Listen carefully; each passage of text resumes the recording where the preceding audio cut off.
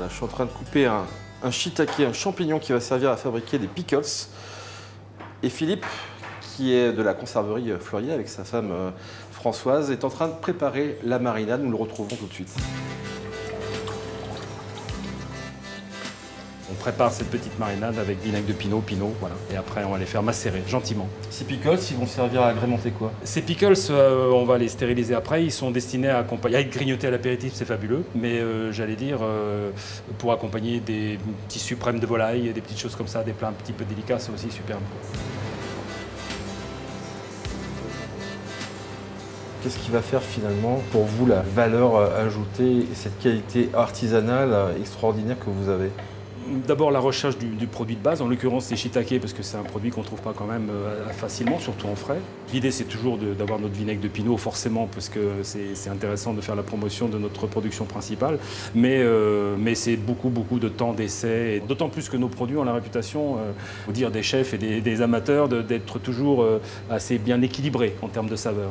C'est-à-dire qu'il n'y a pas de note trop dominante, malgré la complexité des aromatisations et des assaisonnements, on s'efforce d'avoir quelque chose d'assez équilibré.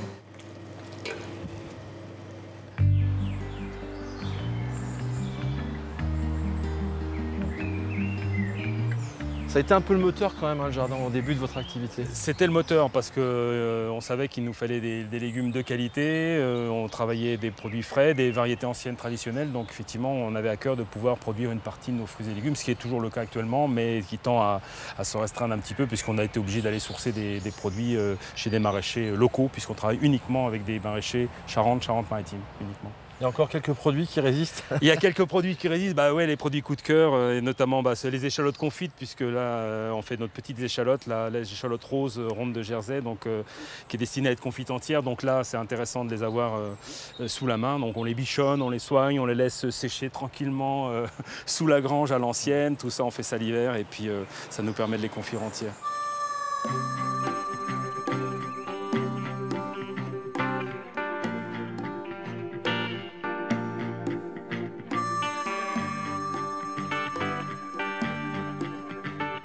Allez, sur maintenant la cave, on retrouve Françoise. Bonjour. Bonjour Jérôme. Là, c'est les fondamentaux. Hein. Oui, c'est la mise en bouteille du vinaigre.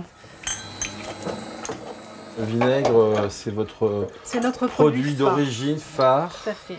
Et c'est un produit qui est monté en puissance aux États-Unis. Hein. Oui, on a démarré depuis 2009 sur le marché américain avec notre vinaigre de pinot blanc, timidement avec 250 petites bouteilles. Et là, pour la fin du mois, nous faisons partir 600 bouteilles de chaque qualité.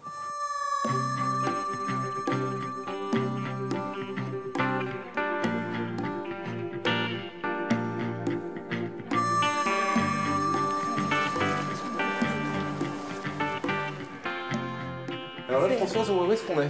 Alors là, on est dans la vinaigrerie. On a notre pinot qui est en train de se transformer en vinaigre, tranquillement. C'est un peu votre exclusivité d'ailleurs. C'est un peu notre bébé, hein, puisqu'on a créé la mère du vinaigre de pinot il y a un petit peu plus de 10 ans. Et puis récemment, il y a aussi une institution assez prestigieuse hein, qui vous a soutenu. Oui, le Collège culinaire de France qui nous a sélectionnés parmi les 100 meilleurs artisans en France. Donc on est assez fiers de cette distinction. Moi, je pense que en tout cas, c'est amplement mérité. Et je vous conseille vivement de goûter les produits Fleurier. Merci beaucoup.